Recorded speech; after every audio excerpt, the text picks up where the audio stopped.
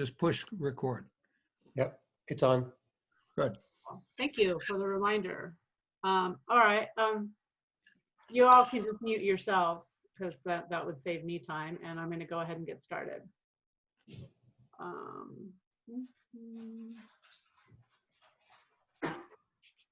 If you can't see the screen, then just let Jenna know. Come on, baby. Well, and Carrie, while you're setting up, one important thing I found is to test out your own lighting. See how you know, if you've got a lot of light coming from behind you, people can't see you, that kind of thing. Right. Yep. So you can always just, if you have a personal Zoom account, you can go into your Zoom and you can just work with your camera. Like you can be on camera and it's just you, so you can see what people are gonna see ahead of time. So yeah, that's a good point. You want to be on All right. Zoom? Listen to how webinar works? Okay, Rolf, do you mind muting yourself? Yeah, okay. Okay, we're all gonna, so you can be on video if you choose. Everybody's gonna mute themselves, and then you can either raise your hand or just send your question in the chat, but we're gonna have pauses throughout the PowerPoint where everybody can ask questions relevant to the section that we just covered. So we're gonna start with Jenna's gonna talk about the main differences between meetings and webinars. So is this the agenda and you want me to advance this? Yep. Okay. Oh, there you go. Beautiful. All right, so before I start, I'll just let you guys know, I'll show you at the end, but pretty much everything in this PowerPoint now has a document in our shared folder. So anything that's on here, you guys will be able to access in the shared folder. There's some links on here to check it out. I will send the link to if you don't know how to get into the shared folder, but there's probably like 8 or 9 new documents in there as resources. So it's kind of confusing. So we're going to start with what is the difference between a meeting and a webinar. So this slide kind of breaks down the actual meetings are more interactive sessions, such as this one. It can be for smaller groups, but it can be also for larger groups, depending on what your mission is. Like training sessions, it would be really good for because you want it to be more interactive, as well as volunteer meetings. And then a webinar, you can just think of as a lecture hall, basically. So it's an educational platform. Your attendees will not be able to interact with one another. They'll be able to only interact with the host and the panelists, which we will go through. And they also will not have video on. They will be automatically muted, but you can unmute them if you would like for a Q&A session. All right, so we'll go to the next slide, which just breaks down some of their features side by side. Oh. Oops, wrong way, sorry. So there's different roles in each of them, which we will also go into more detail, but the only options for a meeting would be a host and co-host, which is Carrie and myself right now, as well as participants, which would be everyone else on here. And then webinars, you can have a host, co-host, and the additional panelist on there. So there's another role. And then it just kind of goes through on the next two that you guys can look at, the difference on audio and the difference on video, which I kind of talked about. Sorry about that. You're fine. And so this was just kind of an overview of the main differences between meetings and webinars. And since you guys are all pretty familiar with meetings, we'll get more in depth in the webinars after we kind of quickly go through our protocol and how we are setting these up so that you guys are all aware. All right. Okay, so is this you, Jenna? Are you doing the Zoom scheduler?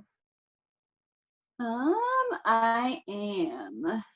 I'll So- do scheduler, sign up form, and then you can go into the digital event checklist Okay. and protocol. So I think a lot of you have seen this already. It's kind of, Rolf actually set this up before most of us were using Zoom as much as we are now. Carrie and I did a little kind of coloring edits the other day, yesterday. So the kind of new thing you can see in the upper left-hand corner is color coding by region. We do realize a lot of these events are going to be for everybody, but for us being organizers, it was easier to color code them so we can go about outreach and talking to volunteers who are helping us that way. So you can kind of see the time zones as well as just kind of a screenshot that I took the other day on some events that are scheduled. And so this is now going to be view-only access for everyone who's not scheduling events. So a lot of you plus volunteers will have the ability to look at this at any time, but we are going to ask that Carrie, Rolf, and I do all the scheduling on there just so that we can promote everything accordingly, and we'll show you kind of how we're doing that when Carrie starts. So the first thing after you view this document, there's now a Zoom request form in the shared docs. There's a link to it right there. The first half of it is just these following directions. So first step is check that Zoom scheduler for available dates and times.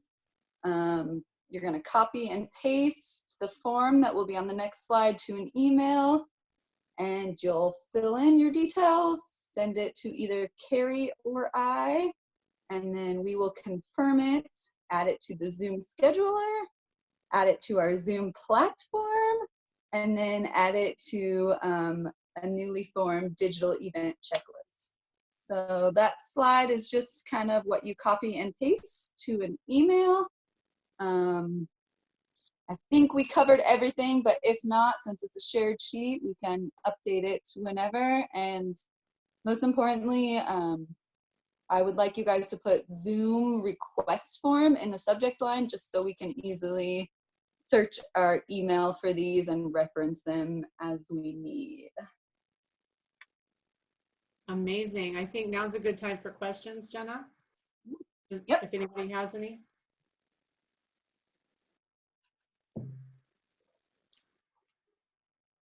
Nobody has any questions? I do, actually. So in a meeting, does the presenter and the co-host, do they both have control of the PowerPoint and or of the video that's being shared? So in a meeting or in a webinar? First of all, I'm asking in the meeting, and then I'll ask in the webinar too. Yeah. So in the meeting, no. In the webinar, there's a pretty hefty document on there. And so you can have co-hosts, kind of how you do in this meeting, and you can have panelists, so they can all screen share.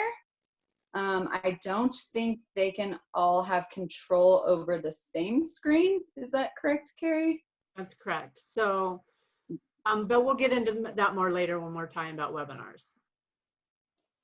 But as far Okay. as this meeting goes right now, like Jenna can't control the PowerPoint. I can only have to read her mind when she wants to move on to the next one. And we're only doing, we're only doing it this way because it's a shared PowerPoint. Like if I had my own PowerPoint, I would go through mine and then she would do her own and she would do hers. But we have such a hard time separating each other. Or maybe we're just doing it combined.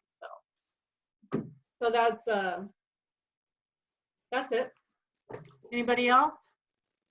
With just the basic like meeting webinar like protocol of setup. Okay. Let's see if Carrie can actually get the slide shift right. Oh, did we already talk about this? Wait, there it is. No. So this is what it looks like inside the Zoom platform. So we call the Zoom account the Zoom platform so that everybody kind of knows what we're talking about. The scheduler is the shared sheet. The platform is actually where we schedule meetings, where we start meetings, and this is how you can see, how we can see all the meetings that are in there. And then, so now I'm going to go on to, this is going to give you all complete understanding of what community organizers go through in order to facilitate the work that we do. So we have, oh shoot.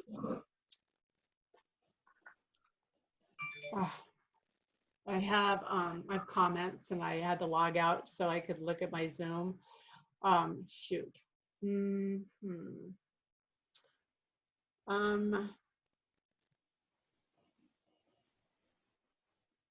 I can't access my spreadsheet. Right. Oh, yeah, I can. No, I can't.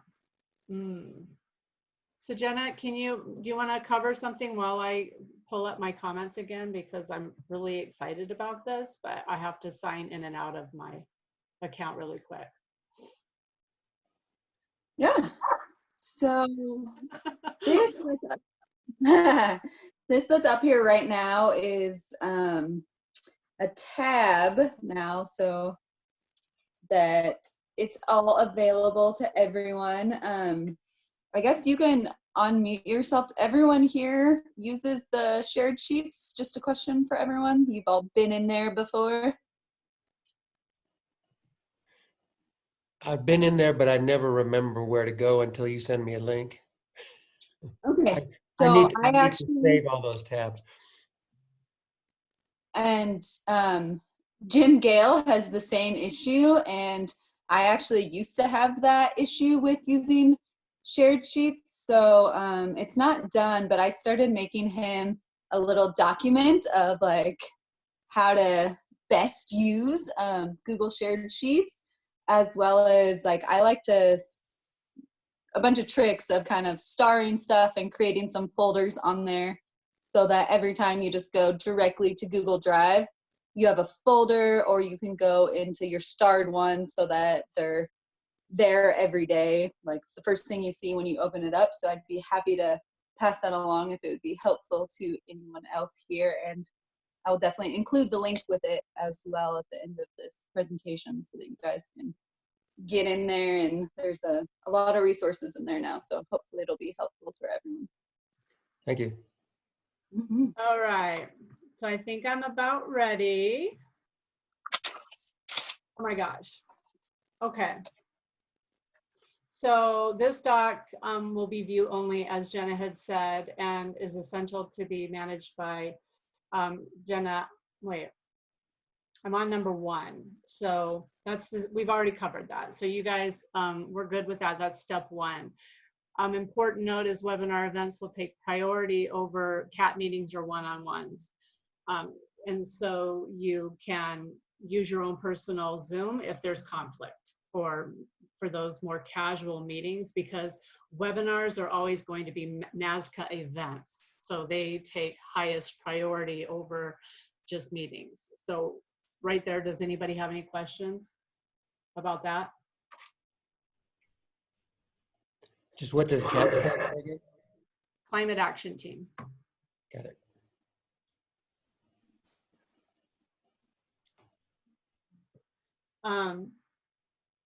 So once the event meeting date and time is confirmed, you complete the sheet and you send it in. So I think that's all I have to say on that. Let me just look really quick. So if you're adverse to like doing the copy and paste and everything, just maybe have it printed on the side of on your desk, and just just enter all the information that we need, because that's going to be really, really helpful.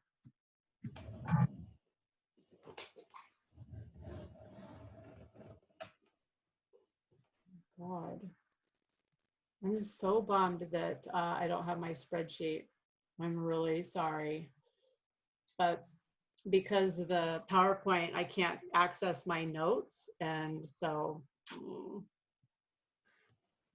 One question. mhm. I'm seeing on the right-hand side of this digital event protocol, Uh-huh. I'm seeing a big gray rectangle that's covering a good bit of the text. Oh, Is okay. everybody else seeing that also? That's the video. Yes. And so now it's covering the whole thing now, right? Yeah. I mean, let's see here. I'm trying to figure out. Basically, there you go. It's the camera. So on your control, you know, it's like all your videos. So first I couldn't see you all at all. And so that was super awkward. So then I clicked on it and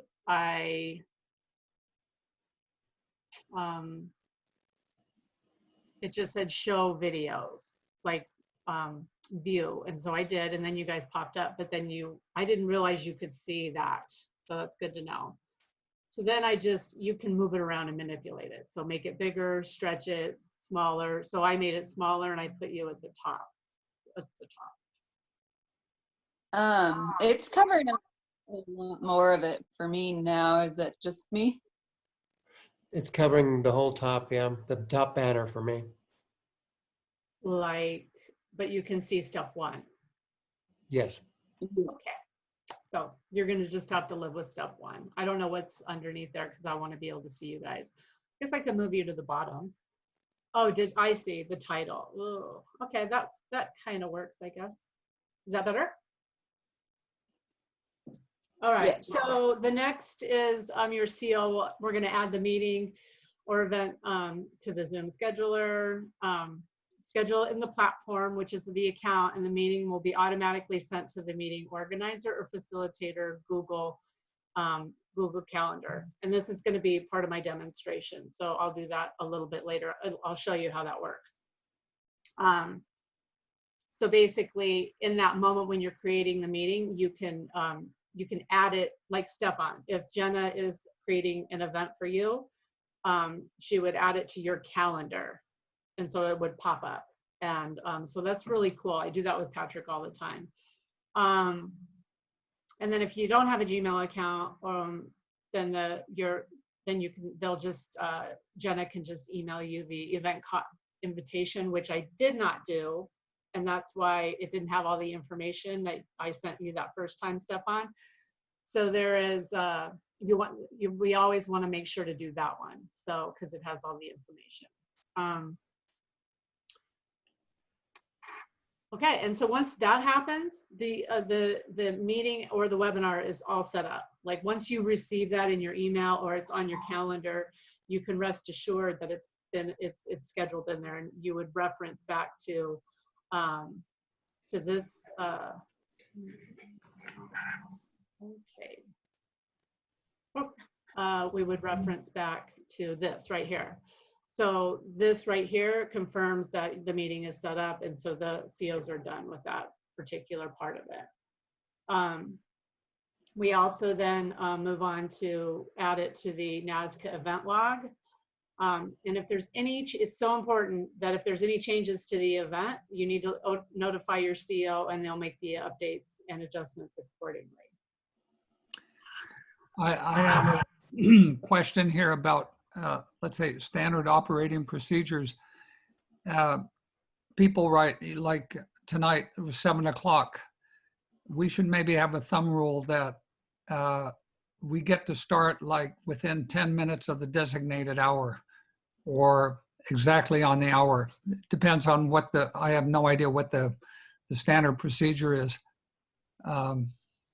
Obviously, you guys came on early, which... Oh, just so you know, I mean, I guess we can change the start times in the meetings, but you always want to go into the meeting 15 minutes before it starts. So that Okay, you want to say 15 minutes? I would suggest 10, but that's if it's... Yep. Yeah, whatever. It's a lot easier with a webinar because there's a waiting room. So and I guess there was a waiting room for this too, right, Jenna? Mm-hmm. Yep. Yeah. So if it all depends on how you schedule it, and I'll show you that when I'm doing it live. But yeah, that's a good point, Rolf. You know, because you want to be prepared as the presenter or just the meeting host, and that you're not just like scrambling around. No matter how hard I try to be prepared, I'm still scrambling around. So eventually we'll get it straightened out. So with only one NAZCCA license, it's imperative we set up these types of protocols. That's why we're going to such extremes. It seems really kind of intense, but everybody needs to understand that Jenna and I, we run multiple areas. So Cottonwood, Prescott, Flagstaff, and Sedona, but you know, ideally Holbrook, Kingman, you know, so we've got a lot that we're juggling. So it might seem like we're being super intense right now, but there's a reason for that. It's so that NAZCCA can continue to grow and be successful.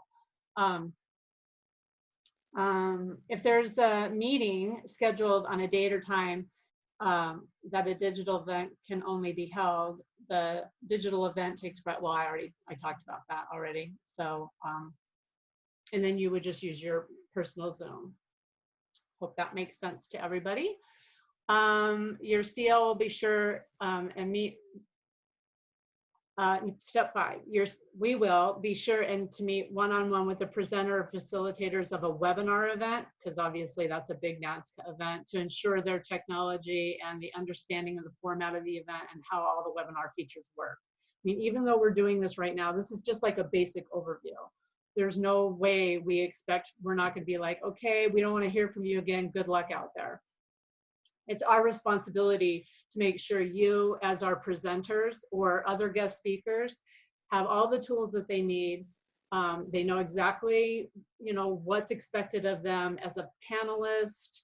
And so we're going to highly suggest that you do a test panel before a webinar platform.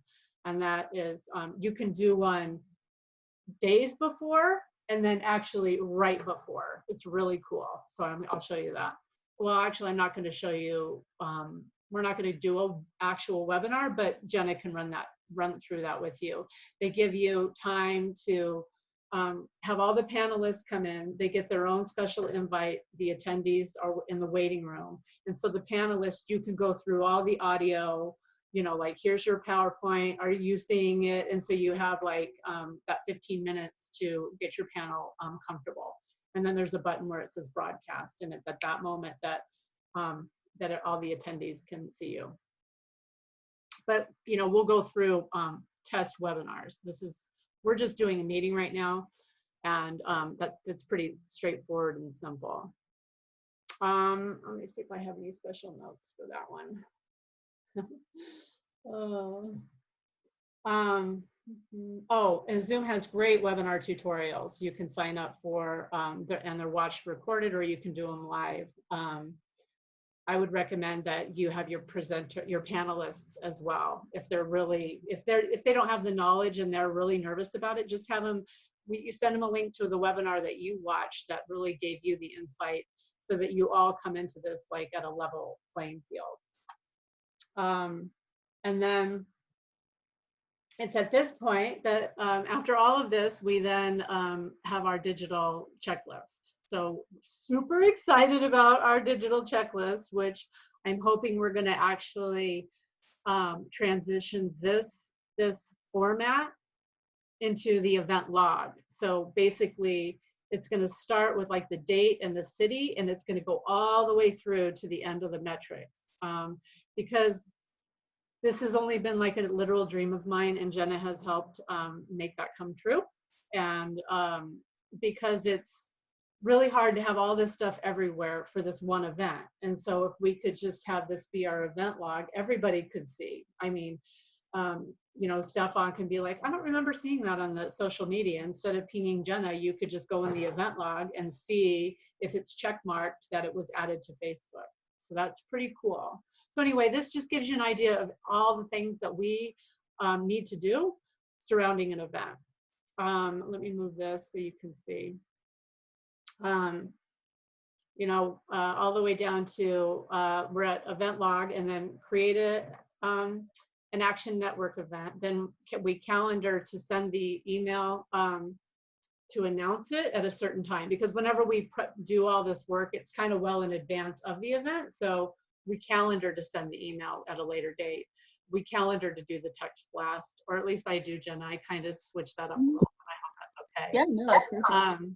Then we add it to the website. We post it on Facebook. We share, you know, we do all these things surrounding one event.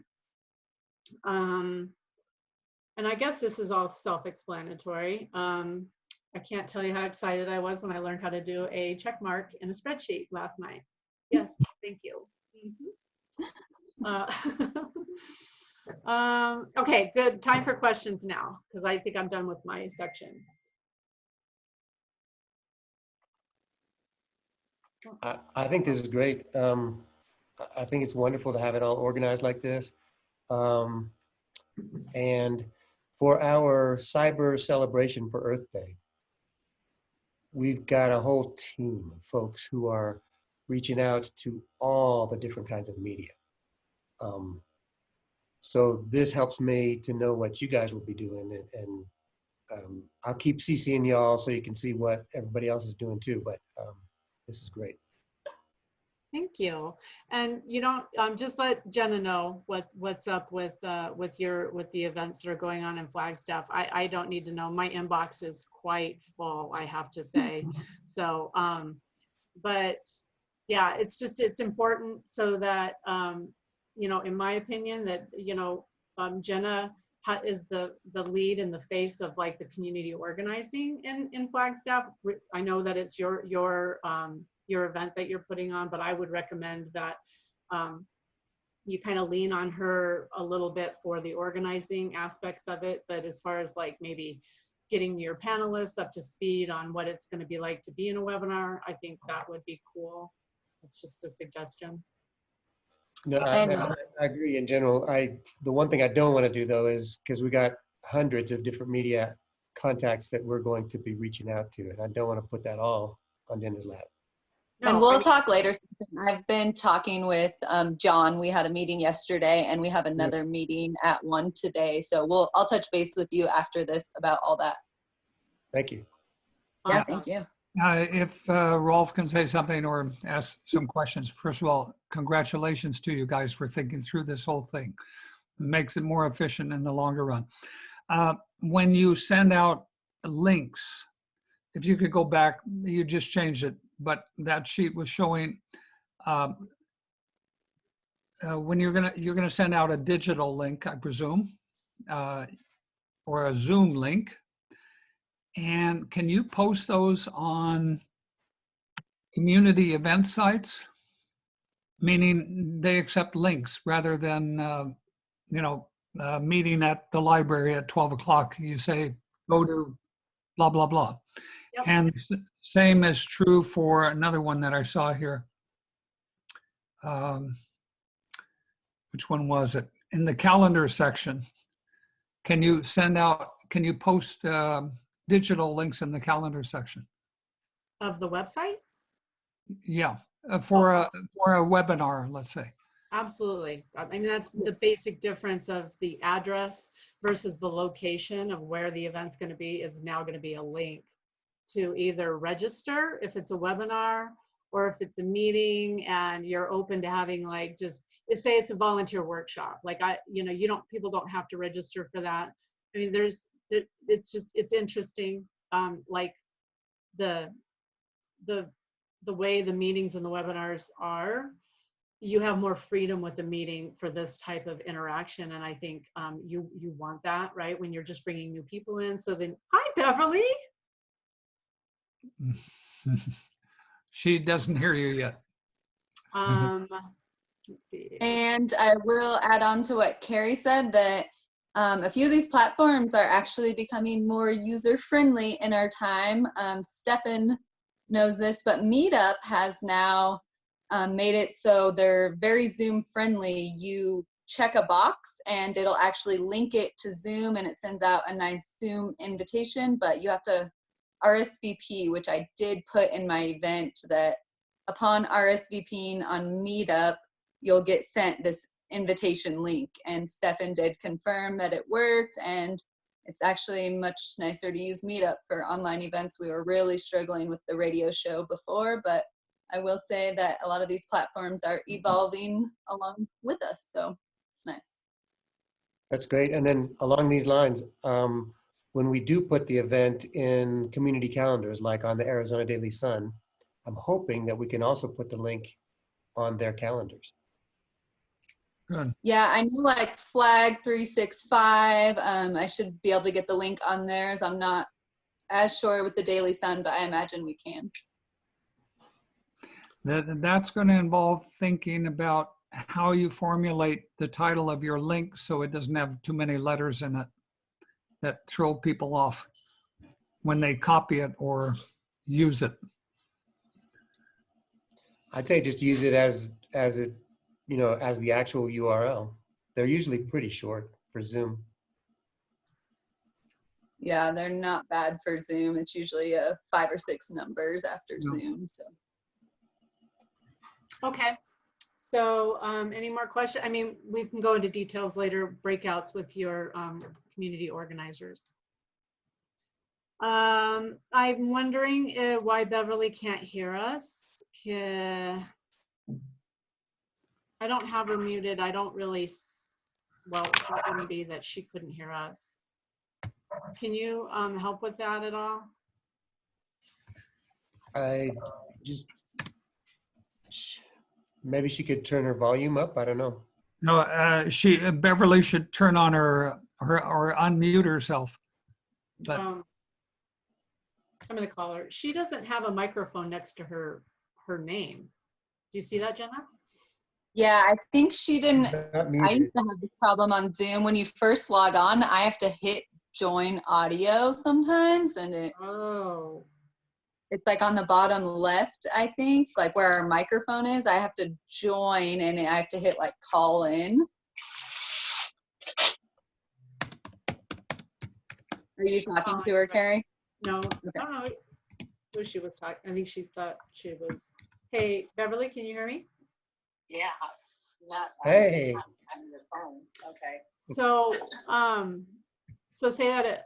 So Jenna has instructions maybe from your end that your microphone isn't connected to the Zoom meeting. So listen to what Jenna has to say. Okay. So can you see anything on the bottom left, kind of that bar across the bottom? You might have to put your mouse over it.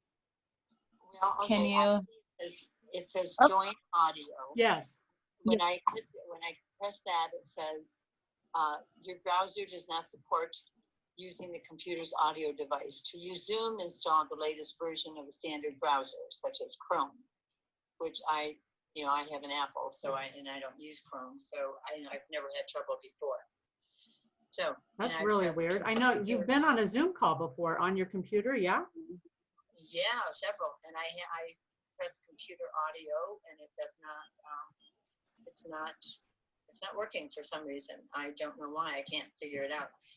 That's a bummer. Yeah. Can you hear us through Zoom? I'm sorry. What? Can you hear Can us? you hear us through Zoom? Yeah, over the phone. No, through Zoom. Was it just like we couldn't hear you and you couldn't hear us? Well, can you hear me now? Well, because I have you on my telephone. Yeah. Well, that's the only thing I can hear is from the cell phone. I can't hear what you're talking about. So. Okay. Well, that's weird. Do you have a volume? Do you have a volume button on your screen, Beverly? No, her computer is not recognizing the audio that Zoom is presenting to her right now. She would have to download it and stuff. So we'll just go with, I'll work with her later on it. It might just be a matter of turning the volume bar up. there is, this is Rolf, there's a upper arrow next to mute that you might press to see whether there's a selection that's been incorrectly set. It's between the start video and the mute buttons, and it points upward. And if you press on that, it might be one of those. Are you talking to Beverly right now? Yeah, Beverly. Because Beverly just said that her computer is not recognizing the audio Right. that's presented to her. So she Right. would have to download Zoom and all of that. So she doesn't want to do that right now. So we're just going to wait because you can see in the I've downloaded Zoom. In fact, okay, it's downloaded and I've used it before, but for some reason, I don't know. Anyway, go ahead. Yeah, we're going to troubleshoot this later offline. Yeah. So cool. Let me share my screen again. Okay. Oh, when you share your screen, this is important for Patrick and Stefan to know. In the lower left-hand corner, there's a check mark that says share your computer sound and check mark optimize screen sharing for video clips. It's imperative that you click those, and you would think that it would just automatically do that, but it doesn't. So oh, how did I get way back there? Let me see where I am. Hey, Carrie, Yeah. could you repeat that last statement? Where will that appear if you're sharing a screen?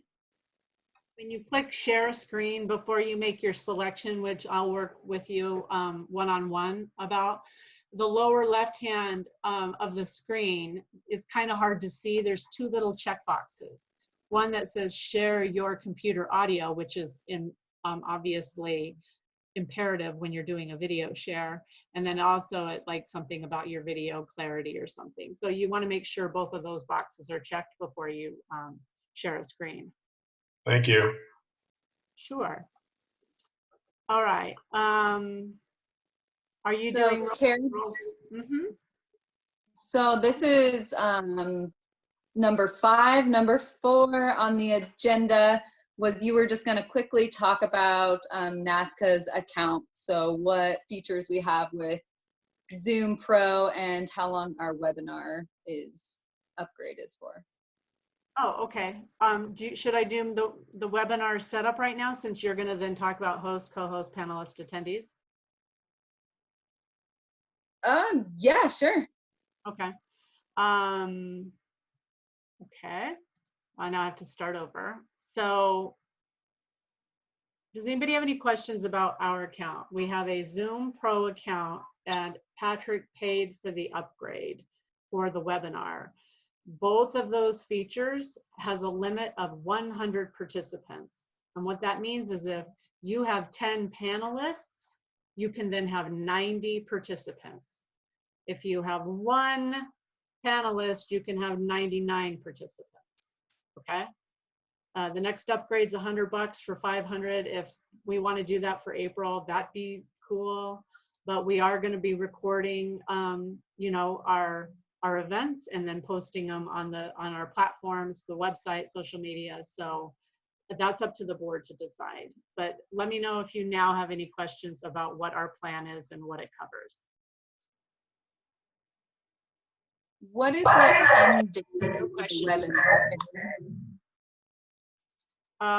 The end of the webinar, I think, is like April 28th. It definitely Okay. covers all of our April events, just because I started it, you know, just a few days ago. Okay, so everyone will keep that in mind when scheduling events, and we can maybe even put that somewhere if we choose not to do the webinar for May as well, so people know and don't try to schedule the webinar past then. This is Rolf. Could you clarify, Carrie, please, what they meant by the 10,000 people or whatever that could be on? Under the special that was offered for $40 or $60. Yeah, I don't even know what you're talking about. I thought you were talking about something different. I've never even heard that, and I've researched all the plans. Yeah, so maybe you want to talk about that. I have no idea. I'll find the text. It was under the contract that we could sign for whatever the amount was. I'll try and find it and send it to you. Well, and just along these lines, so through NAU, I just recently got access to their version of the Pro Business whatever account, and it has an upper limit of 300 participants. 300. So 300. So through that, I can for free do events up to 300. And I'm probably not supposed to, but they're not watching anybody. And I have that that word from the inside. So I think we're okay using that for up to 300 folks if we ever get to that point. Oh, so we would be able to, everybody would be able to use the NAZCCA, I mean, the NAU account is what you're saying? I would be able to use it for any NAZCCA purpose. So, That's you cool. know, Well, obviously. I still would need to be the person initiating the meeting because I would have to log in and all that. Mhm. Cool. All right, this was really not easy to get to because I'm on Zoom and now I'm in Zoom. So I feel very accomplished that I probably will never see you all again, but can you see my screen clearly? Yes. Yes. Right. So I think it is. So when you log in, basically, depending on where it was when somebody else left, this is where it is. Here's where you can see the plans and pricing if you click up here. Oh my gosh. It was so dramatic. Like it's such a drag on my computer right now. I'm sorry. I feel like I'm in. Okay.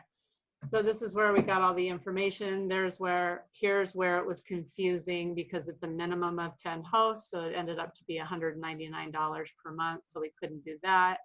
I mean, if miraculously we have some special where you can have 10,000 people, that's amazing. So we'll just let Rolf report back to us on that. So this is pretty straightforward. There's so before we get started on that, you scroll all the way to the bottom here, and this is where all the tutorials are, like live training, support center, you can test the Zoom, all of this stuff. Highly recommend. I learned that in my tutorial.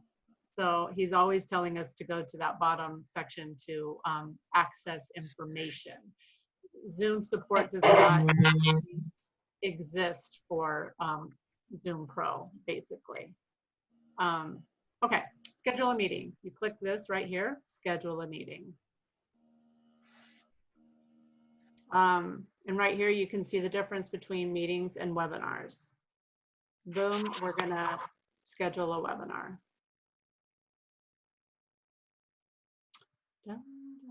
Okay, so then now you schedule a webinar, click it again. And it's really straightforward. So we're gonna say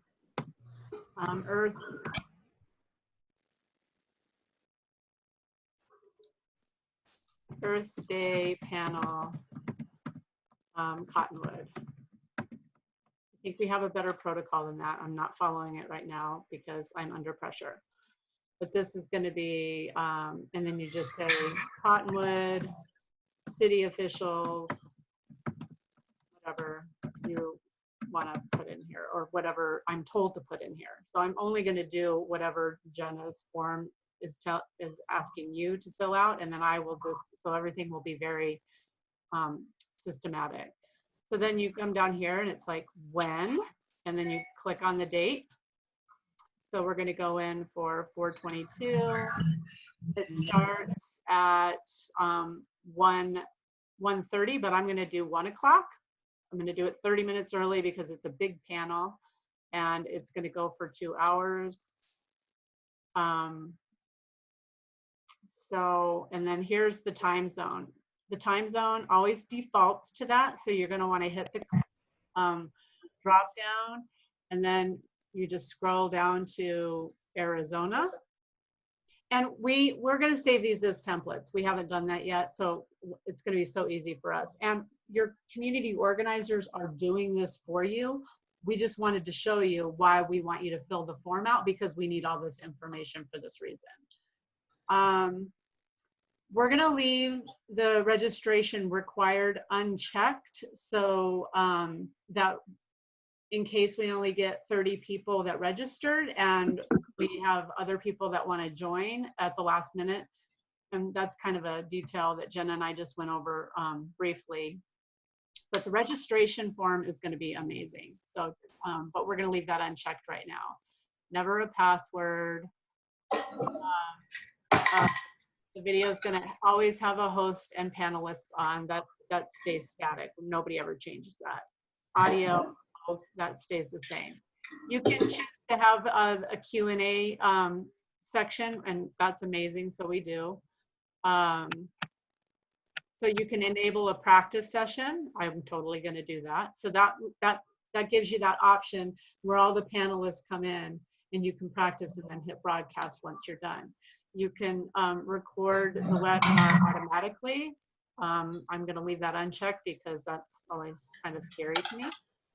And then we haven't quite figured out alternative hosts yet, but we think that has to be somebody that's licensed. So far we don't have anybody that is except for Stefan, but so you click schedule because of his NAU account. Okay, so here it is, super exciting. So this is a really important page that you want to know that it comes down here below the fold. This is where I was telling you that you can click on this Google Calendar and wait forever. And I go into my NAZCCA account. So this is going to add it to my calendar. It took me a hot second to figure that out. And now I'm going to show you, and Jenna, and this is what Jenna will do for all of her, if she's doing this for her team. Oh my goodness. Wow. It's really struggling.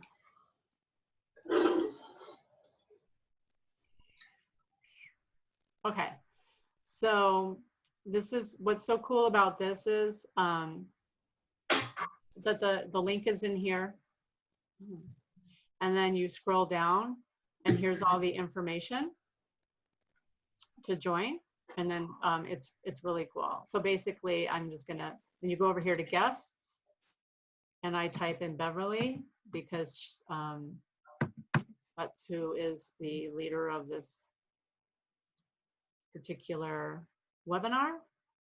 And that, oops, I really want that to be 3:30. I'll go in and change that later. I screwed up the time, but and then you just send it. So now that's going to go into my calendar and Beverly's calendar, and we both feel really good about that. Here are all the tabs that I have open, and so basically you just go back into your tab after you schedule it, and you can see everything that's happening here. It just kind of reviews everything, and then down here, oh, you know what, Jenna, because I didn't say registration isn't required, it doesn't give me the registration link. So we're going to have to do that. Okay. Okay. We'll sort that out later. But down here, this is where you copy the invitation. Super cool. And then also this is where you would copy the registration link as well. And so all of this stuff the CEOs will get to you. But yeah, you're gonna need to learn all this stuff on if you do this yourself, but through the NAU one. So that's it. That's basically creating a webinar event. Okay, so does anybody have any questions? So I'll start. Patrick had asked a question that I would like to share with everyone. Just to reiterate this part that Carrie went over is what Carrie and I will be setting up for everyone. We just kind of wanted to show you the process. And then once that is done, there was a slide a while back that was just a screenshot and it showed everything that's already scheduled in Zoom. I took a screenshot of all the meetings that we have scheduled because we don't actually have webinars scheduled at the moment, but when you are in the Zoom account, you'll be able to look at the list of meetings by clicking on the meetings tab and look at the webinars. And so that part Carrie and I will do. So I just wanted to make sure that I shared. Patrick had a great question and some of you might have had the same question. So this is literally what our meeting schedule looks like in our Zoom platform. And right now there's only one webinar that I just scheduled. So, but everybody's welcome to go in there and look at everything that's scheduled. This is where you go in and start your meeting. You can see that, but I think Jenna might be going into that later. But yeah, so this is what I think Patrick was referring to. Can everybody see my screen? Yes. I don't think I've seen your screen. I have another question. So on Earth Day, I noticed, Stefan, that Flagstaff is having a major cyber celebration. And I was wondering, is that going to take, are you going to use the NAU site or are you going to use the NAZCCA site? We're primarily going to use YouTube Live and Facebook Live, Okay. because those are less limited in terms of numbers, but we could also do it Zoom, in which case we would want to have the largest number, and I would probably use the NAU account Okay. because it can accommodate 300. Because we're planning something also on April 22nd, but we haven't established the time yet. It would probably be 2 hours, and I just wondered if you were actually taking the NAZCCA account for all day or what that looks like. So thanks. We haven't decided when to broadcast, and basically the broadcast is we're going to be announcing through all of our media outreach what our premiere viewing time is going to be for the thing, because it's actually going to be pre-recorded. Okay. And that's how we can do it through Facebook and YouTube and so forth. So we're not, we could also do a Zoom meeting for that premiere so that we have basically 4 platforms by which people could access it. But we don't necessarily need to do that. So, but in any case, I'll be Let's using the plan on NAU this account, later. and I won't be doubling up over you guys in Cottonwood. Yeah, so we've got a lot going on in April. And so all of the team leaders and board members who are team leaders just need to know that everything that you're planning has to go through your CO to make sure that Jenna and I know that all of our events are not overlapping and that they're all going to be able to be seen by the entire NAZCCA community in a really amazing way. So we're not going to solve that today, but rest assured, Patrick, you got 2 really organized women that are going to make it happen. All right. And as we pick our premiere viewing time, I'll be in coordination with Beverly at least to make sure that we have different times. So if somebody wants to watch them both, they can do that. I have a question for Patrick. I didn't understand which group. I think you mentioned Flagstaff was planning something on April 22nd. Which group was that in Flagstaff?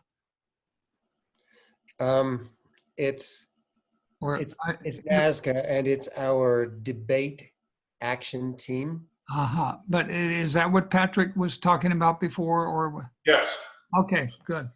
Okay, and then a stupid question. How do I raise my hand on this thing? Aside from doing like this. I can't see the raised hands right now because I'm already just really trying to. I don't know how to raise my hand. That's So you go into participants down below on the bottom banner. You click on participants and you'll see raised hand over in the lower left corner. What I found, by the way, that might prove helpful is I did a Zoom training seminar last week, and the host had I don't want to call her a co-host, but had a separate person that was managing the chat line. Just an interesting approach. I see that everybody is unmuted now, so I'm going to have to be bossy and get everybody muted and stay back on the presentation because we still have a lot to do. You guys are all welcome to like have a little board chat and like go over all these kind of little like how to raise hands stuff amongst each other or with your CO another time. And but it's in shared documents as well. what? There is some stuff like that in the shared documents and the resources. tab on how to do that. And it's also stuff that we can share when we invite people. I'll have a short little email you can cut and paste. Right now, they're very long documents, but at the beginning of each one, I'll try to get it down to a paragraph or two, but for whoever's hosting the meeting, it would be nice to have that document open, depending on if you can tell people to think these things off the top of your head. So I'll leave it a long document with a short thing to send out to people who may need some help with Zoom. Okay, cool. And also we had a practice session, so we're happy to do a practice session with you too, Rolf. You know, and go through all these little things, because I'm constantly learning things as well. As you can see, I figured out how to. One little detail, Carrie, you were talking about the registration option. And am I correct in thinking that the registration option, the primary advantage of that is that then you get people's email addresses that you can add to the NAZCCA contact? And we'll talk about that later. Yeah, Okay. that's a great question. So let's continue on with our presentation. Go ahead, Jenna.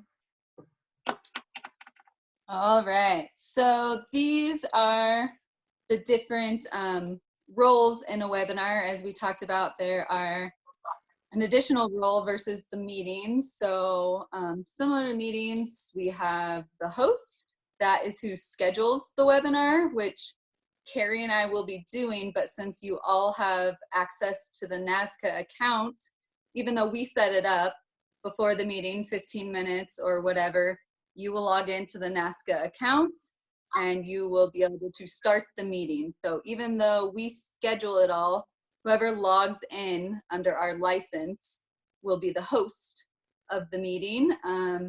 It's just like a meeting, they have all the permissions. There can only be one host, but there is a co-host option similar to the meetings. So the host can start and stop, they can mute, they can stop the panelist video. Attendees will not have video. They can remove attendees and a long list of things.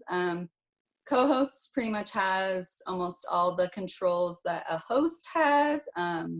They'll help manage the admin side of it, such as fielding questions and all that. They can start and stop recording on a webinar.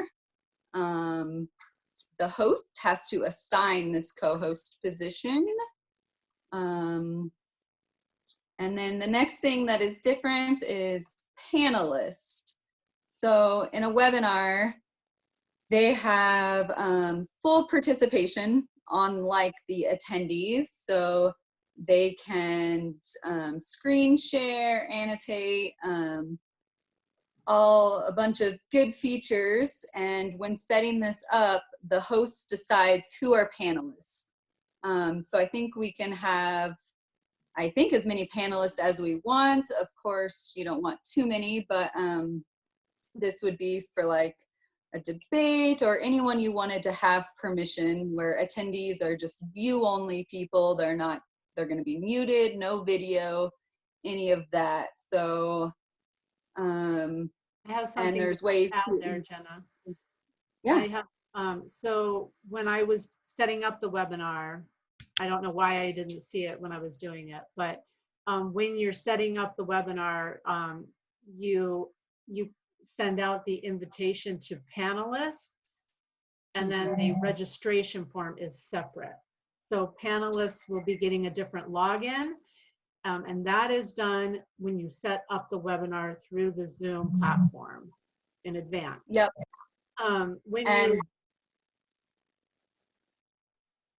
Okay, I'm going to finish. So, so then once you've started the webinar, you already have your assigned panelists, and let's say you want to change a panelist, like I don't want to present.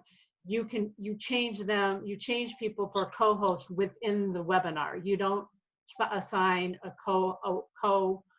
co-host in advance. You do it while you're running the meeting or the webinar. And so, and also when there's an attendee, you can, the host or co-host can also elevate people into the panelist role. Let's say, you know, Stefan was just attending a webinar and then said, he asked the question, can I please respond to that? The host of that webinar can then promote Stefan into a panelist role and then put him back in. So it's it's really, really cool. But these are just the basics. And like I said, we'll work on one-on-ones with the panelists and the co-hosts once we have these scheduled and ready to go in April. Go ahead. Sorry, Jenna. No, you're great. And yeah, I'm just touching on the basics. Like I'll reiterate again that shared folder has 6 documents explaining webinars, from a basic overview to setting up a webinar to streaming a webinar on Facebook, streaming a webinar on YouTube, attendees, how to participate in a webinar. So a ton of information on there. So yeah, we are just touching on the basics. So the last rule of a webinar is just view only participants. So that's important to kind of reiterate for people who don't know the difference of a meeting and a webinar. When you're sending out invitations, that they're going to view an educational presentation, not necessarily be participating in a meeting. So the next slide is just kind of a nice little checklist that I got off Zoom. So you can't see, but the top left is just all of the controls, and then you break it down to each role of the webinar. So if you ever have a question, this is also on the shared sheets, but kind of look at that real quick. Is there any questions about the roles in a webinar?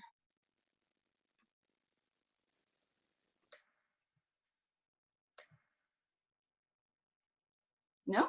All right. Oh, it's pretty clear. It looks very clear. Okay. So this next slide is kind of goes back to Patrick's question.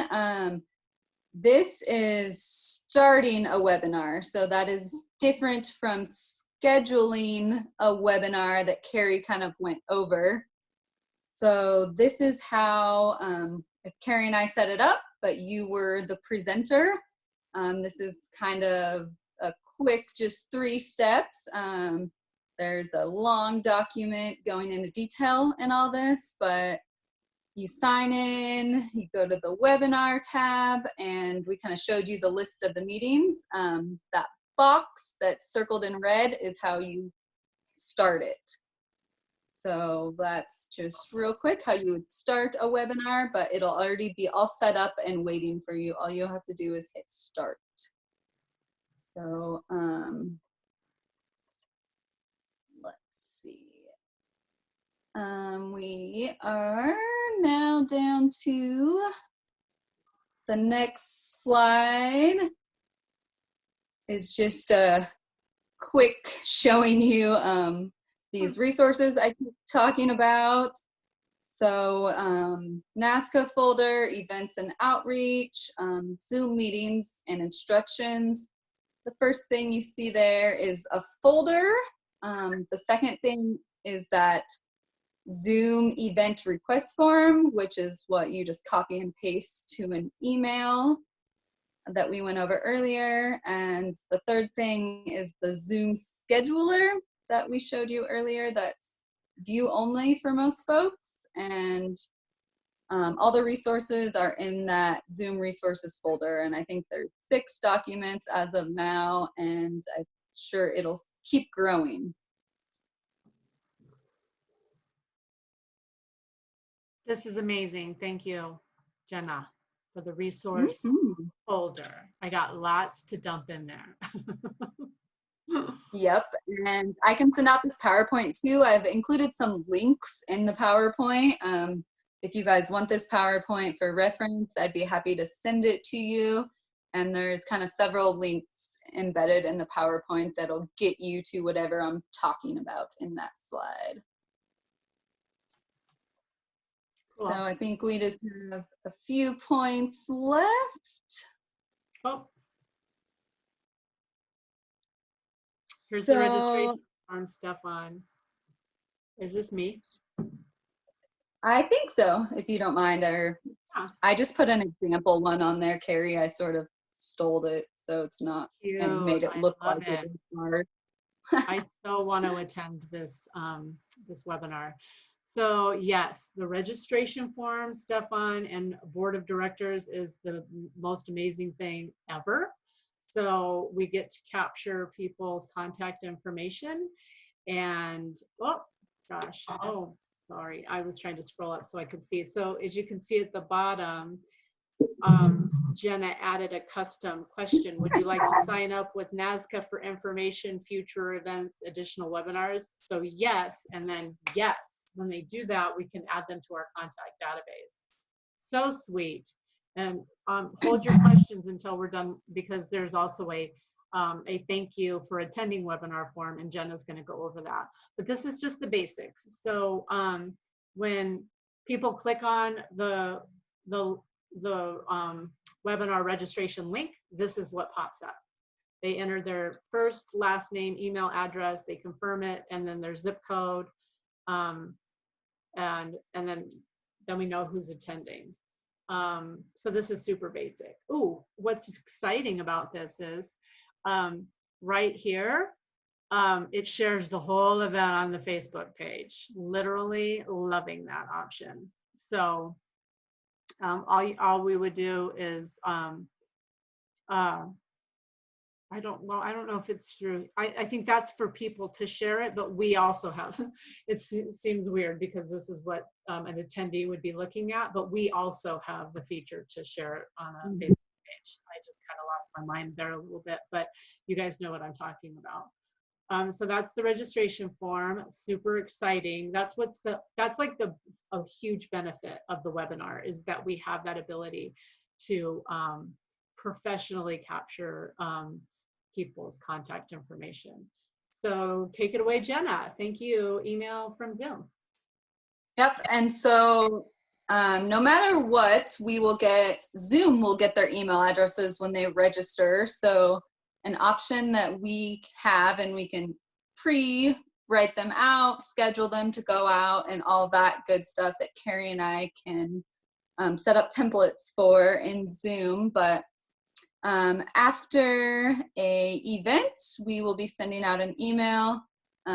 This was just me late last night writing something out. This is not set in stone by any means. It's actually just typed into PowerPoint, so it's not even on our account, but just a quick example of what a thank you email would look like. I just included a brief bit about us, as well as it'll have some links, which that link is fake because it was from an example that Carrie sent me. I did manage to type our website in there on the next line, but that third bullet point is going to be super important. I don't have a link on there yet, but I can even move this to the top bullet, but it's going to have a link to our online petition.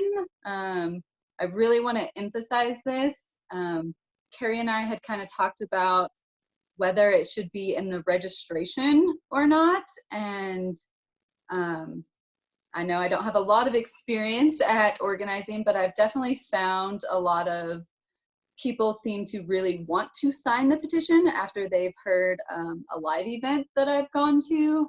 They're really motivated at the time, and sometimes when you ask them to sign it at the beginning, they're not really sure. And so we'll also be asking our presenters of webinars to, same as usual, talk about NAZCCA as well as talk about being petition-based. I've even thought about maybe recording a little video that we have access to that would just kind of show our banner and have a pre-recorded just talk. This is NAZCCA, this is what we do, we're petition-based. So I really think that after talking, that Carrie and I both agreed that the petition should be on the thank you one, that we think we'll get more involvement that way. But I also, please send questions, comments, and feedback to one of our email addresses so that people can be involved that way. But I will definitely take input on anything you guys would like in this thank you email. This just a quick example I typed up last night. So it's a great feature that I'm definitely hoping we can really expand NAZCCA this way, especially when we're live streaming to Facebook and other things, that it won't necessarily be just NAZCCA members attending these, hopefully. So any questions about registration or thank you for webinars? Well, just how about putting that invitation to sign the petition and the other things both up front and in the thank you? Both in the registration and the thank you? Yeah. Yeah, that can I- definitely it- be done. You know, in the registration, you don't want too much clutter, but you can always Yeah. have sort of a lower prominence link for the petition, even there on the registration. Yep, that can be done. We'll definitely, we haven't set up that registration yet, so that's another thing we can put on there. One more thing I'll mention about the registration is these questions you can ask. So if we ever had a very specific presentation, we could even kind of ask like a poll question, like, how familiar are you with this topic? And that way the presenter can also have an idea of their audience before. So there's lots of cool options that Carrie and I are just sort of learning. So we have options and we appreciate the input. So Suggestion from Rolf. I would include perhaps a donation request at the end one with links. Okay, so we get credit for that, Rolf, because we thought of that too, but we must have forgot to add it. But yeah, definitely. I Call to literally action. made this at midnight last night, but yes, that's definitely that's on our list. So thank you. Yeah, thanks, Rolf. Definitely call to action for to sign the petition, to make a donation. So it's kind of like this whole big feel good moment, the thank you email.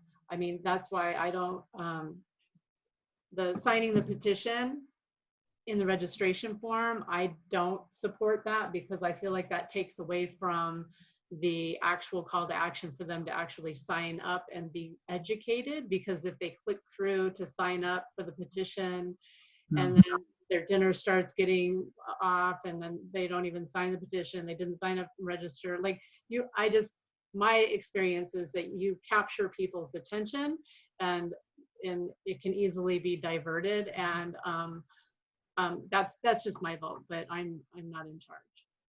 Just a little bit, but not really. I'm inclined to agree with you on that one. Okay. The petition distracts from your main goal, is to get your audience to look at the webinar, obviously. All right, thank you, Rolf. Okay, let's see what we've got next. Any more questions before I move on? Can we just have this amazing moment where we love this so much together? Yes. I don't know where Patrick went. He's missing all this great stuff and he thinks I'm going to go over this with him again. I am not. Just kidding. Okay, look at these cute attendees in our Zoom webinar. So we're almost there, guys. Only a couple things left to talk about. And as you can see, I got tired of just typing information to you guys last night, and I really liked this. So that link down at the bottom, which is in the shared folder, is a step-by-step for people to attend a Zoom webinar. Personally, the invitations are great. This is just kind of an additional, that link at the bottom has additional information for people for using Zoom. Do you want me to click on it, Jenna? if you want, you don't have to. I mean, they're all in that folder. It's just a long document of tutorials. But basically, we want Williams in our webinars. We don't want Walters or Winstons. So by just giving people information and helping them out well ahead of time, invitations can have, you know, send questions to so-and-so, but I just like this picture because we all know those Walters and Winstons, and we're trying to prevent that by providing information and educating people. So that's all. The information is out there for you guys. All right. And So this is yours too. last slide. The two links at the bottom of this are also in our shared document, and they provide very detailed step-by-steps on getting live streaming on. There's a Facebook document and there is a YouTube document. The pictures on the right are just one picture in that step-by-step document. It has pictures at almost every step on how to do it. It's pretty simple, but there's also the end of the document, which Carrie and I have hopefully got it all figured out. But if it's not working, there are a bunch of different settings that you have to go to in Zoom as well as Facebook. Hopefully they're all turned on properly, but for troubleshooting, there is step-by-step guides on how to make sure all of those settings are on. So I think that is all I have. Any questions? So on this little moment here, I'm going, because all I dream of is trying to have a successful video share moment. I've done it a few practice times. So I have a video queued and I want to see how it goes. So just bear with me. And I'm making sure that my video, when I'm sharing my screen, share computer sound is checked and optimize screen sharing for video clip is checked. And so I'm going to share it. And then I'm going to go to it and see. Oh, and also a tip, when you're doing this, you want to make sure you have all these things queued up, because you can see how even it's a little bulky, even for me, even when I have it queued up, it's still taking a little bit of time. So here's my video. Greatest threats facing humanity, according to the United Nations, are climate change and emerging infectious disease, particularly pandemic influenza. The current focus of pandemic discussions and debate understandably centers on what we in the public health community refer to as secondary prevention, mediating the impact of the next pandemic. An intervention analogous, if caught early enough, for example, we may be able to decrease more. How did that go for everybody? Oh my God. I want to hear more. Oh. As a presenter, the guy just holds his stomach too much. All right, so was everybody able to see that without criticizing Mr. Amazing Dr. Greger? Okay. Yeah, you saw it and you heard it? Wow. So that's how you share a video. Now, for me, this is Rolf. For looking at it, it jumped a little bit, but that is the nature of the transmission, maybe because of internet factors, I presume. That's a great point that you bring up there.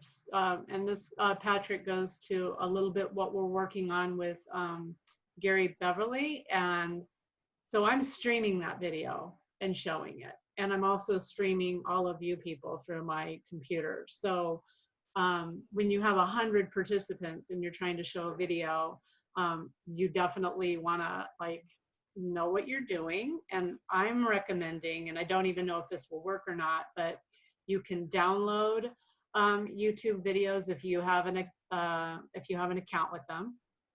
So if it's downloaded or it's on a hard drive, like for, let's say I wanted to show, oh my God, the movie is leaving my mind. The Leonardo DiCaprio movie, I have that on a disc. So I could just, you know, like it's, I think that works better than streaming to 100 people. Might get a little bit bulky. So if you're able to download a video and then show it that way, is I don't know. I'm guessing. Does that sound like it might work better to you all? Absolutely. It does. I don't know. I have a paid YouTube account because that's what I use for TV. So if anyone needs it, you can use my account and download something. So it's offline. You don't even need the internet to play it. If anyone ever needs it, I can share my password. Great.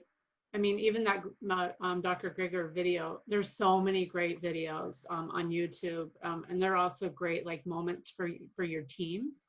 You know, like if I highly recommend in April, we're going to have so much going on and everybody's going to be really, you know, a little tense with all of this digital stuff.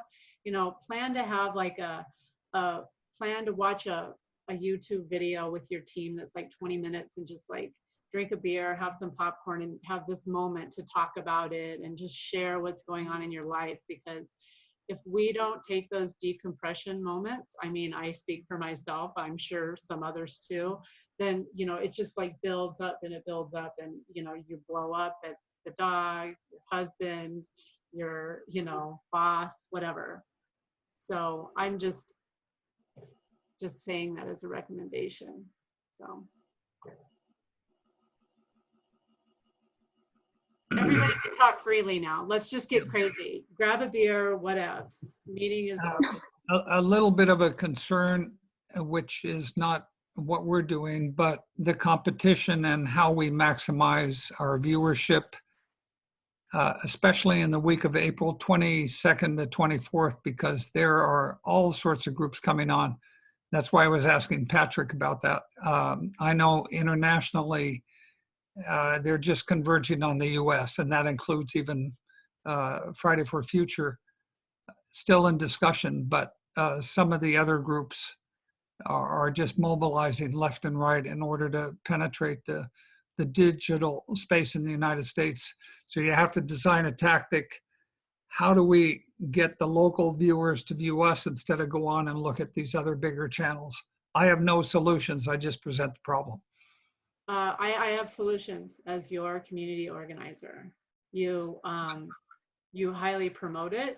You encourage people to watch global and international things, but when things are happening in your community, please tune in at this time, and you say it over and over and over again on phone calls, on texts. You know, if there's key people and they're new and they can bring 10 new people to our organization, then that's our job, and also the job of our outreach teams, part of NAZCCA, are not just like the faith network teams, but they're like the phone bankers. And, you know, I can give them, you know, we can figure out just creative grassroots ways to really reach out to people, new people, obviously, especially on the registration. If we aren't limited to 100 people, we want some new people registering so that we can capture some new information. So we have to be really strategic about how you think about that. And yeah, I mean, it's a great point, Rolf. And so our job as organizers is to get as many people to attend our local events, you know, that are a mixture of our community with new community. You use a perfect word, localize. That's the power that you have. Make them local somehow. Along those lines, different direction maybe. Through Action Network, I had the offer from US Climate Strike to put our event on Earth Day Live, something that they're sponsoring. From my perspective, I signed up for it for our cyber celebration with the idea that it would reach additional audiences. And in terms of our media outreach efforts, it's going to be local and regional. What day would that Earth Day Live offering be? Well, we're scheduled for April 22nd. We have not specified a time yet. Oh, and I think you've done the same too, Beverly, right? I think, don't forget your phone is muted. No, I have not done this. Oh, okay. Because, I have problems with my computer, which is losing battery. It's an Apple MacBook Air, and I have not been able, with the stores closed. I'm Sorry. having no problems. No. Anyway, so I'm not, and I have to leave now. I have somebody coming over, so I'm gonna have to Okay. leave. Sorry about that. I got you confused with Annie, Yeah. but, Well, okay. I registered with EarthDayNet, and Okay. I was following through, but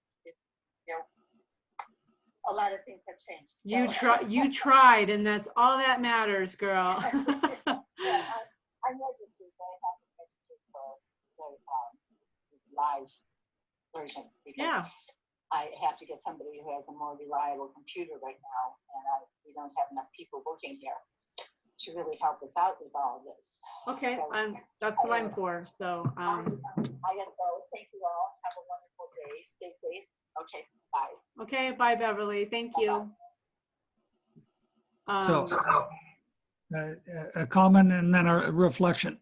April 22nd is a huge digital day. I see that everywhere. And I guess my question would be Facebook. We're going to use Facebook Live a lot during that week. And I guess, according to Stefan, probably YouTube Live. And they will provide almost unlimited access for us, meaning if there can be 2,000 people on our Facebook watching. That's right. But we cannot have more than 99 or 99 less panelists on our Zoom. That's the way it's looking. So I guess one of our strategies, and that's, I just want to throw this out to understand what you're planning, but one of our strategies is to encourage people to go to Facebook or to our website or YouTube. So that, yes, and then in my case, if I did a Zoom version of it, then we could have up to 300. Yeah. But we also want to have this stream ideally from our website, so that people are actually on the NAZCCA, ideally the homepage, and have the cyber celebration streaming from there, rather than clicking on a link and then looking at YouTube. Do we have the capability to do that?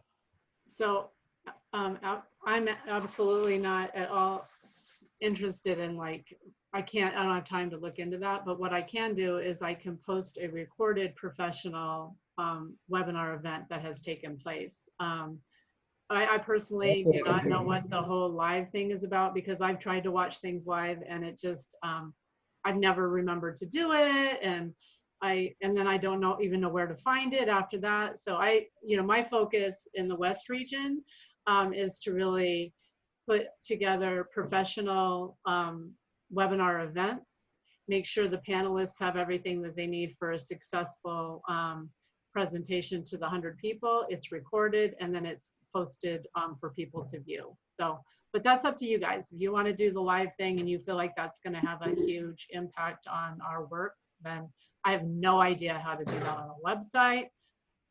So in terms of what I'm asking for our website, it would just be a way of playing the pre-recorded cyber celebration. So it would not actually be live. Oh, I thought you said live. But yeah, Well, no, definitely pre-recorded. I can do that. Yep. Okay, so you can put that on a screen and they see that they're on the NAZCCA website while they're watching it. No, that would be, well, later after it was recorded. Yeah, so this will be Yeah, pre-recorded. Okay.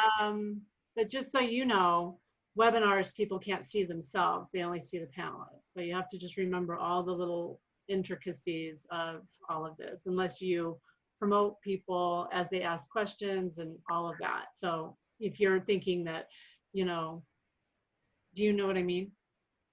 I do, but that's not what I'm intending for Oh. showing on our website. On our website, I just want to be able to have people be able to click on it and see the pre-recorded cyber celebration that will reside on my YouTube channel. Okay, But yeah. I want them to be able to see it as if it's on our website Yes. rather than Yeah, as if I'm gonna work on that. That's a big priority for me, obviously, since we're gonna have all these recorded.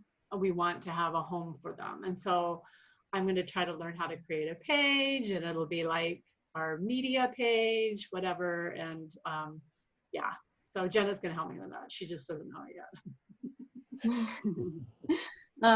One more quick thing just about Earth Day when we're on it. Stefan, you registered for the 22nd for the debate. Are they still doing? I know before It's when not I really a debate. registered the strike with them that I thought the 22nd was for like strike events. The 23rd was for divesting, and the 24th was for voting issues. Do you I think saw all of that? that. Okay. And they emphasized the youth aspect for the 22nd. Okay. We are having some of the questions for our, and they're not really, it's not a debate. So that's why we're calling it the cyber celebration. That's right. Okay. So We're that having makes sense. NAU students develop one of the questions. There's a possibility to have some high school students develop another one of the questions. But anyway, so there are youth elements and we can try to emphasize those. Okay. Just checking to see if that would free up space, but I remember we kind of switched gears on the Earth Day celebration versus debate, so copy. Right. Yeah, it's not really a debate. Can I take this moment to brag about our youth activism team in Prescott? So they've been meeting on their own, and I just kind of like, I jumped in on one to their dismay. And they have 3 events planned. So they're gonna have a poster painting party as a meeting, like video, just like this, but everybody's doing posters. And then they're gonna have an art mojo where they're gonna have, it's going to be like a night of entertainment that they're trying to put together poems, dancers, and it's like all about creation around inspired by Mother Earth. Oh my gosh, I love them so much. And then they're also doing a Passion for the Planet youth panel. So those are the 3 things that team is doing. I don't even know what everybody else is doing. So everybody's got a lot going on, but none of ours are live. They're just going to be, posted up so people can see. I mean, well, the meetings, anybody can join them. So Rolf, if you want to do, posters with the young people, it'll all be advertised to join. So it'll be cool. I'm excited. Good. The Art Mojo would be on what day? Or I can't remember which day the Art Mojo was on. But the poster painting is like the Friday before all the events start, which I think is the 11th. I can't remember. And my brain is like, has no memory now because it's overloaded. But it's all within Earth Week. So it's all still part of Prescott's Earth Week, but gone digital. Do you have anything to add, Patrick?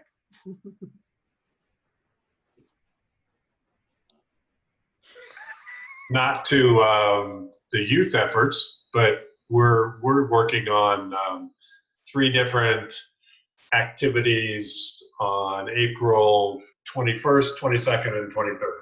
So one's a recording of a previous presentation given in our library, followed by Q&A by the presenter of that recording.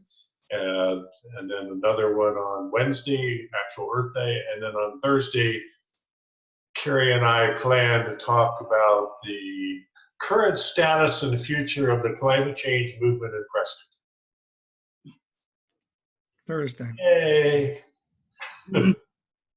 Oh, and Patrick, isn't there going to be a podcast rolling out with you and Landon about Earth month? I just sent that email to Robert Zinni, the podcast interviewer. So I haven't heard back. But yes, it should be rolling out in April, and by Census Magazine that features a lot of stories on climate change comes online tomorrow. So we will be alerting our followers in our stakeholder organizations to get them to have folks go to those articles. And that magazine. Just so you all know, Prescott Earth Day, like the fair downtown, has been rescheduled for August 29th and will be happening. And obviously NAZCCA will be a big part of that. Good. They Flagstaff. might decide that again. And Flagstaff Earth Day celebration is going to be rescheduled sometime this summer. It sounds like August. They don't want to set down a date yet, but I've been getting updates saying that they would like to reschedule in the summer at some point. I think August is a much more likely real date. I think in 2 or 3 weeks, it's just, they're going to cancel it again. Oh yeah, I don't think, is Arizona on a shutdown for the rest of the month? Yeah. Yeah, but it's going to last longer than that. Oh yeah. All right. Just a brief report. We're looking in Friday for Future of having 24-hour nonstop program on the 24th. Well, 24 hours on the 24th on climate change. But we make a decision tomorrow, so we'll see. That's It awesome. could be really exciting. We've heard of 72 hours for other youth groups from the 22nd, 23rd to the 24th. And that's actually what I think the Art Mojo is going to be part of that. They're going to try to get a NAZCCA program on the 72 hours to be played during that global effort. I'm not quite sure. That's why I asked about Definitely, the for sure. Art Mojo group, because that might be something for the 24th too. Yeah, global. That's cool. And they're these are a couple of these young kids are from Prescott College, and they have students from Kenya. So one of them, can't remember which one. I think it's the summit. So they're going to have a student from Kenya be on our forum too. So it's all really cool, exciting stuff. But I do want to ask if anybody had anything to say about our amazing presentation that we just gave. It was wonderful. Thank you guys very much. And one question that I had earlier came back. I know on a meeting, you can do breakout rooms. Can you also do breakout rooms in a webinar? I think so. We just I don't actually think you can. I'm scrolling through all my stuff. I will send that to you, but I'm almost positive that you cannot do breakout rooms. That's what it seemed like to me, but I wasn't sure either. Okay. I know I read it last night, and I'm pretty sure you can't, but I'll search it and I'll let you know. Jenna, if you don't mind, send me that too. That would be good. Yep. Appreciate it. Thank you. And I will send you guys all the link to the shared folder. Do you guys want this PowerPoint as well? It won't hurt my feelings if you don't, but if you do, I can send it out as well if it would be helpful to any of you. Yes. Yeah, it would be. And I'd like to echo Stefan's comment regarding this presentation. As someone who may not be as technical as the rest of you, it's really, really helpful. And I can't even imagine the amount of effort and time it took for you two to get to today. An amazing amount of research and self-education, so thank you. Oh, that's very nice. Thanks, Patrick. Hey, before you guys close, I just found something in regard to Stefan's question. Jenna, everybody actually, oh, well, maybe it's only Jenna, but if you look at the toolbar and you click on the 3 dots that says more, like in this meeting, it gives us a breakout room option. Yeah, but I don't think you can in webinars. Oh, huh. Interesting.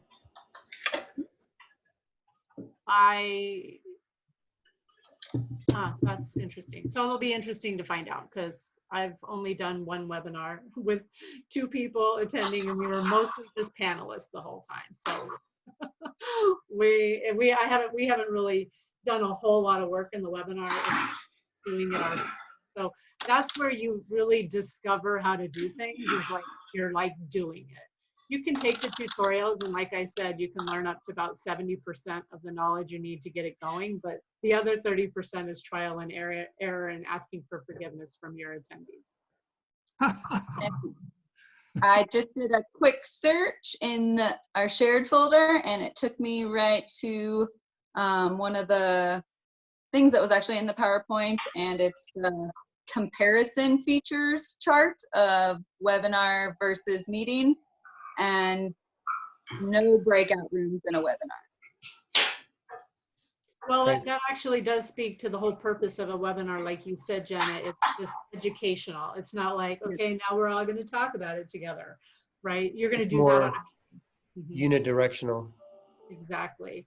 And I do need to give a shout out to my sweet daughter, Anna, who helped Jenna and I put a lot of this stuff together, because she's my little paid assistant since she's unemployed right now. I have another question. So I have 2 or 3 folks on one of our climate action teams that's not, they're nervous about even getting into a Zoom meeting. And I'm wondering if either of you run across a resource, and I haven't done the research yet, but I'm sure it's out there.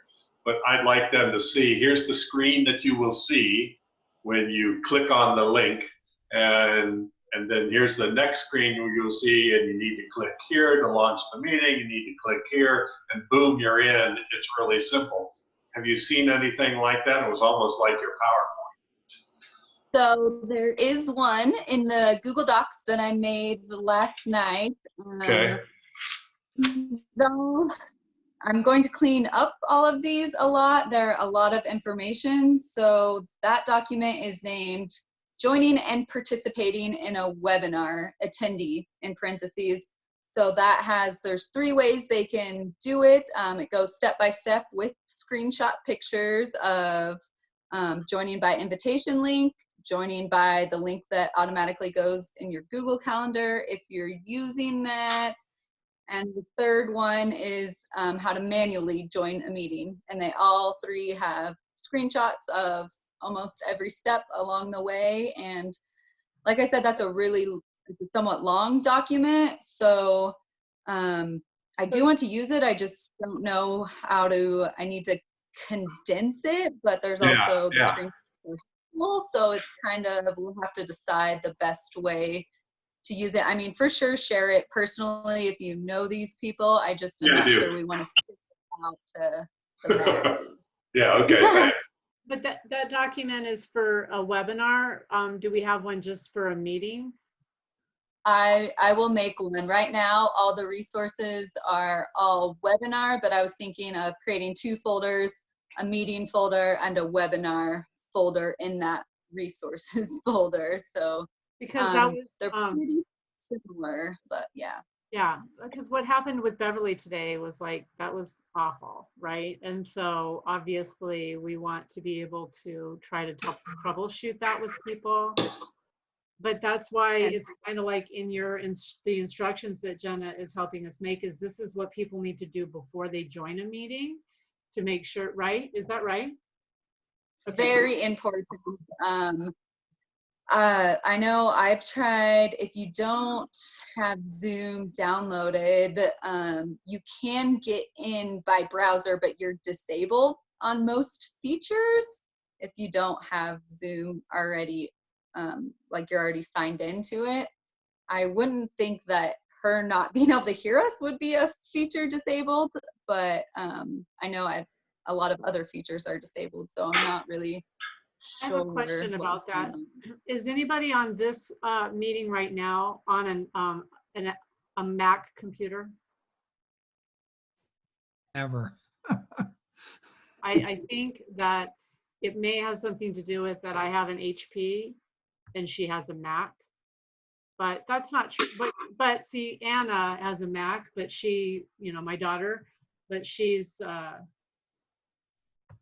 I don't know. That's weird. I'll ask Anna about it, actually. I'll have Anna kind of look into the Apple computer, like if there's any conflict with people joining meetings and what they need to do in advance that Jenna can add to her into the instructions just for a Mac, because you know how Macs can be so difficult.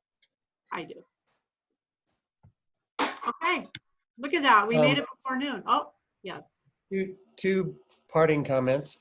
One, Patrick, with your deep, rich voice, we need to get you on as host in radio voice kinds of things, in podcasts and what have you, and take advantage of that wonderful voice that you've got. Wow, Patrick. Ooh. Whoa. Thanks. Okay, did you hear that? Thank you. Oh, and then for Jenna, are you still there? Yep. Sorry, I had to go grab a charger real fast, but I am back. So I was just going to ask, what time is the John meeting? At 1. Would I be able to join maybe? Yeah, it's just a phone call for now, but he's emailing me the sheets. We talked yesterday, but if you want, you and I can chat real fast after this and get all caught up, because I have some questions for you. Okay. Stefan, that made me think of something. You have a training webinar coming up in April or May. It would look like a training seminar for some team. Did I see that on the Google Share doc? On the 3rd, Friday the 3rd, we were going to just practice for setting up our climate change 101 crash course. Oh, okay. And that was just, Okay. I think I called it practice or test run. I think I called it test run. Okay. The reason I asked is because not planning this in April, but in May and June, we're planning on putting together some recorded trainings. The first one would be on what? Team building. The second one would be on climate change communication. And there's a third one that, like Carrie, I'm having a memory lapse. But what we could do, because Carrie and I talked about this, and then put podcasts or other recordings like that on the NAZCCA website for all of us. Yeah. Yep. Yeah, we're going to have to start organizing our many resources on the NAZCCA website into categories and things like that. If we get that many different things, yeah. But that's great.